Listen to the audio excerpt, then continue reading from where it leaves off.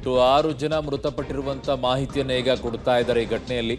ಅಂಕೋಲಾದ ಶಿರೂರು ಗುಡ್ಡ ಕುಸಿತ ಪ್ರಕರಣದಲ್ಲಿ ಆ ಮಗು ಏನಿತ್ತು, ಗುಡ್ಡ ಕುಸಿತದಲ್ಲಿ ನಾಪತ್ತೆಯಾಗಿದ್ದಂತಹ ಮಗು, ಸೊ ಅದು ಶವವಾಗಿ ಪತ್ತೆಯಾಗಿದೆ. ಈಗ ಗೋಕರ್ಣದ ಬ್ರಿಡ್ಜ್ ಬಳಿ ಸಿಕ್ಕಿದೆ ಅವಂತಿಕಾ ಮೃತದೇಹ, ಪುಟಾಣಿ ಮಗು. ಸೊ ಗಂಗಾವಳಿ ನದಿಯಲ್ಲಿ ಪಾಪ ಬಾಲಕಿಯ ಶವ ತೇಲಿ ಹೋಗಿತ್ತು. ಮುದ್ದಾದ ಪುಟಾಣಿ ಮಗು ಈಗ ಶವವಾಗಿ ಪತ್ತೆಯಾಗಿದೆ. ಪಬ್ಲಿಕ್ ಟಿವಿಗೆ ಅಂಕೋಲಾ ತಹಶೀಲ್ದಾರ್ ಈ ಬಗ್ಗೆ ಸ್ಪಷ್ಟನೆಯನ್ನ ಕೊಡ್ತಾ ಇದ್ದಾರೆ. ಇಲ್ಲಿಗೆ ಒಟ್ಟು 6 ಜನ ಮೃತಪಟ್ಟಿರುವಂತಹ ಮಾಹಿತಿ ಈಗ ಸಿಗ್ತಾ ಇರುವಂಥದ್ದು. 5 ಮೃತದೇಹಗಳು ಸಿಕ್ಕಿತ್ತು. ಈಗ 6ನೆಯ ಮೃತದೇಹ ಕೂಡ ಈಗ ಲಭ್ಯವಾಗಿದೆ. ಅದು ಗೋಕರ್ಣದ ಬ್ರಿಡ್ಜ್ ಬಳಿ ಸಿಕ್ಕಿದೆ ಅಂತ ಹೇಳ್ತಾ ಇದ್ದಾರೆ. ತೇಲಿ ಹೋಗಿದೆ, ಅದು ಗಂಗಾವಳಿ ನದಿಯಲ್ಲಿ ತೇಲಿ ಹೋದಂತಹ ಬಾಲಕಿ ಈಗ ಶವವಾಗಿ ಪತ್ತೆಯಾಗಿದ್ದಾಳೆ. ಇವನ್ನೆಲ್ಲ ಕೇಳೋದೇ ಒಂಥರ ಸಂಕಟ ಆಗಿ ಹೋಗ್ಬಿಡುತ್ತೆ. ಮಳೆ ಒಂದು ಕಡೆಗೆ ಒಳ್ಳೆಯದು ಅಂತ ನಾವೆಲ್ಲ ಹೇಳ್ಕೊಳ್ತೀವಿ, ಮಳೆ ಆಗಬೇಕು ಅಂತ ಕೇಳ್ಕೊಳ್ತೀವಿ. ಬಟ್ ಮಳೆ ಆದಾಗ ಅದರ ಅನಾಹುತಗಳು ಏನಾಗುತ್ತೆ ಅನ್ನುವಂಥದ್ದನ್ನು ಪಾಪ ಆ ಪುಟಾಣಿ ಮಗು ನೋಡಿ, ಮುದ್ದಾಗಿದೆ ಮಗು, ಈಗ ಇಲ್ಲ ಅನ್ನೋದೇ ಒಂಥರ ಸಂಕಟ. ನನ್ನ ಸಹೋದ್ಯೋಗಿ ಈಗ ಸುನಿಲ್ ಪಾಟೀಲ್ ನನ್ನ ಸಂಪರ್ಕಕ್ಕೆ ಸಿಗ್ತಾ ಇದ್ದಾರೆ. ಸುನಿಲ್, ಬಹಳ ಕಷ್ಟ ರೀ ಇವನ್ನೆಲ್ಲ ಅರಗಿಸಿಕೊಳ್ಳೋಕೆ. ಮಳೆ ಈ ಪರಿಣಾಮಗಳನ್ನು ಉಂಟು ಮಾಡಿ ಒಂದು ಕುಟುಂಬದನ್ನ ಈ ರೀತಿ ಕರ್ಕೊಂಡು ಹೋಗುತ್ತೆ ಅಂತಂದಾಗ್ಲೇ ಬಹಳ ಬೇಸರ ಆಗ್ಬಿಡುತ್ತೆ. ಈಗ ಏನು ಹೇಳ್ತಾ ಇದ್ದಾರೆ ತಹಶೀಲ್ದಾರ್ ಅವರು, ಇದು ಇಲ್ಲಿಗೆ ನಿಲ್ಲುತ್ತಂತ 6 ಜನ ಇನ್ನೂ, ಅಥವಾ ಯಾರು ಜನ ಇನ್ನೂ ಒಳಗಡೆ ಸಿಕ್ಕಾಕೊಂಡಿದ್ದಾರೆ ಅಂತ ಏನಾದರೂ ಮಾಹಿತಿ ಕೊಡ್ತಾ ಇದ್ದಾರೆ ಸುನಿಲ್?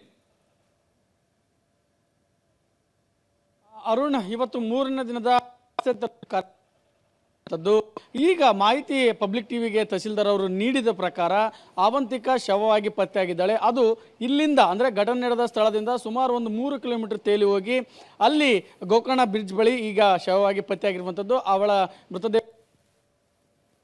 ಸೊ ಮತ್ತೊಂದು ಕಡೆ ನಾನೀಗ ಘಟನೆ ನಡೆದಂಥ ಸ್ಥಳದಲ್ಲಿ ಇರುವಂಥದ್ದು. ಇಲ್ಲಿ ದೃಶ್ಯಾವಳಿಗಳನ್ನು ನೋಡ್ಬೋದು ಅರುಣ್. ನಿನ್ನೆಯಿಂದಲೂ ಕೂಡ ನಾವು ವರದಿಗಾರಿಕೆಯನ್ನು ಮಾಡ್ತಾ ಇದ್ದೀವಿ. ಆ ಜಾಗದಲ್ಲಿ ನಾವು ನಿಂತು ನಿನ್ನೆ ಮಾತನಾಡಿದ್ವಿ. ಆದರೆ ಇವತ್ತು ಅಲ್ಲಿಗೆ ಹೋಗೋಕ್ಕಾಗ್ತಾ ಇಲ್ಲ. ಯಾಕಂದರೆ ಕಾರಣ ಮತ್ತಷ್ಟು ಗುಡ್ಡ ಕುಸಿತಾ ಇದೆ. ನೀವು ದೃಶ್ಯಾವಳಿ ನೋಡ್ಬೋದು, ಯಾವ ರೀತಿ ಜಲಪಾತ ಮಾದರಿಯಲ್ಲಿ ಏನು ಅಲ್ಲೊಂದು ಸೃಷ್ಟಿಯಾಗಿದೆ ಜರಿ, ಆ ಒಂದು ನೀರಿನ ಜರಿ ಈಗ ಆತಂಕ ಸೃಷ್ಟಿಸುವಂಥ ಸಾಧ್ಯತೆ ಇರುವಂಥದ್ದು. ಯಾಕಂದರೆ ಅಷ್ಟೂ ಪ್ರಮಾಣದ ಗುಡ್ಡ ಯಾವ ಸಮಯದಲ್ಲೂ ಬೇಕಾದರೂ ಕುಸಿಯಬಹುದು. ಆ ಗುಡ್ಡದ ಮಣ್ಣು ರಸ್ತೆಗೆ ಬಿದ್ದು ಈ ಪಕ್ಕದಲ್ಲಿರುವಂತಹ ಗುಡ್ಡ ನದಿಗೆ ಆತಂಕದಲ್ಲಿ ಈಗ ಜಿಲ್ಲಾಡಳಿತ ಇರುವಂತದ್ದು. ಈಗಾಗಲೇ ಸ್ಥಳದಲ್ಲಿ ಅಧಿಕಾರಿಗಳು ಇದ್ರೂ ಸಹ ಪ್ರಕೃತಿಯ ಮುಂದೆ ಮಾನವ ಸಣ್ಣವ ಅನ್ನೋದಕ್ಕೆ ಇದೊಂದು ಘಟನೆ ಸಾಕ್ಷಿ. ಯಾವುದೇ ಪ್ರಮಾಣದಲ್ಲಿ ಗುಡ್ಡ ಕುಸಿಯುವಂತ ಹಂತದಲ್ಲಿದ್ರೂ ಕೂಡ ಅದನ್ನ ಹೇಗೆ ತಡೆಯಬೇಕು ಅನ್ನೋದು ಅಧಿಕಾರಿಗಳಿಗೆ ಗೊತ್ತಾಗ್ತಿಲ್ಲ. ಮತ್ತೊಂದು ಕಡೆ ಇಲ್ಲಿ ನೋಡಬಹುದು, ನದಿಯ ನೀರಿನ ಪ್ರಮಾಣ ಕೂಡ ಜಾಸ್ತಿ ಆಗ್ತಾ ಇದೆ. ಸೊ ಇದು ಎಲ್ಲೋ ಒಂದ್ ಕಡೆ ಈಗ ಕಾರ್ಯಾಚರಣೆಗೆ ಆತಂಕಕ್ಕೆ ಎಡೆಮಾಡಿಕೊಟ್ಟಿರುವಂತದ್ದು. ತಹಶೀಲ್ದಾರ್ ಪಬ್ಲಿಕ್ ಟಿವಿ ಜೊತೆ ಮಾತನಾಡ್ತಾ ಹೇಳಿದ್ರು, ಈಗಾಗಲೇ ಒಳಗಡೆ ಒಂದು ಜನರು ಮಾಹಿತಿ ಪ್ರಕಾರ 10 ಜನ ಸಿಲುಕಿರುವಂತ ಮಾಹಿತಿ ಇದೆ. ಆದ್ರೆ ಅಧಿಕೃತವಾಗಿ 6 ಜನ ಮೃತಪಟ್ಟಿದ್ದಾರೆ. ಆದ್ರೆ ಒಳಗಡೆ ಈಗ ಆಕ್ಚುಲಿ ರಿಯಲ್ ಟಾಸ್ಕ್ ಸ್ಟಾರ್ಟ್ ಆಗಿರುವಂತದ್ದು. ಈಗ ಒಂದು 100 ಮೀಟರ್ ರಸ್ತೆಯನ್ನು ತೆರವು ಮಾಡಲಾಗಿದೆ. ಈಗ ಒಳಗಡೆ ಏನಾದ್ರೂ ಸಿಗಬಹುದಾ, ವಾಹನಗಳು ಇರ್ಬೋದಾ ಅನ್ನೋದು ನಮ್ಮ ಊಹೆ. ಹಾಗಾಗಿ ಎರಡೂ ಕಡೆಯಿಂದ, ಆ ಕಡೆ ಕುಮಟಾ ಭಾಗದಿಂದಲೂ ಕೂಡ ಕಾರ್ಯಾಚರಣೆ ನಡೀತಾ ಇದೆ, ಈ ಕಡೆ ಅಂಕೋಲದಿಂದ ಹೋಗುವಂತ ಮಾರ್ಗದಲ್ಲೂ ಕೂಡ ಕಾರ್ಯಾಚರಣೆ ನಡೀತಾ ಇದೆ. ಅರುಣ್, ಇದು ಈಗ ಶಿರೂರು ಬಳಿಯ ಗುಡ್ಡದ ಅಪ್ಡೇಟ್ಸ್. ಅರುಣ್, ಓಕೆ, ಪದೇ ಪದೇ ಈ ಗುಡ್ಡ ಕುಸಿತ ಆಗ್ತಾ ಇರುವಂಥ ವರದಿಗಳನ್ನು ನೀವು ಕೊಡ್ತಾನೆ ಇದ್ದೀರಾ, ಅಲ್ಲಿ ಪದೇ ಪದೇ ಆಗ್ತಿದೆ ಅಂತೇಳಿ. ಬಟ್ ಆ ಕಾರ್ಯಾಚರಣೆಗೆ ಇದು ಅಡ್ಡಿ ಮಾಡ್ತಾ ಇಲ್ವಾ? ಯಾಕಂದರೆ ವಾಹನಗಳು ಹೋಗೋಕ್ಕೂ ಕೂಡ, ಈಗ JCBಗಳು ಹೋಗಬೇಕು, ಅಲ್ಲಿ ಇಟಾಚಿಗಳು ಹೋಗಬೇಕು ಅಂದರೂ ಕೂಡ ಭಾಳ ಕಷ್ಟ ಆಗ್ಬಿಡುತ್ತೆ. ಅದಕ್ಕೇನಾದರೂ ವ್ಯವಸ್ಥೆ ಇದೆಯಾ ಅಲ್ಲಿ? ಹೇಗಿದೆ ದಾರಿ, ಬದಲಿ ದಾರಿ ಏನಾದರೂ ಇದೆಯಾ? ಅರುಣ್, ಈಗ ಇಲ್ಲಿ ನಾವು ನೋಡೋದಾದ್ರೆ ದೃಶ್ಯಾವಳಿಗಳು ಇಲ್ಲಿ ತೋರಿಸ್ತೇನೆ ನಿಮಗೆ. ಸೊ ಈ ಒಂದು ದೃಶ್ಯಾವಳಿಗಳು ನೋಡಿದ್ರೆ ಎಲ್ಲಿಯೂ ಕೂಡ ನಿಮಗೆ ಸೇಫ್ ಫೇಸ್ ಅಂತ ಇಲ್ಲ.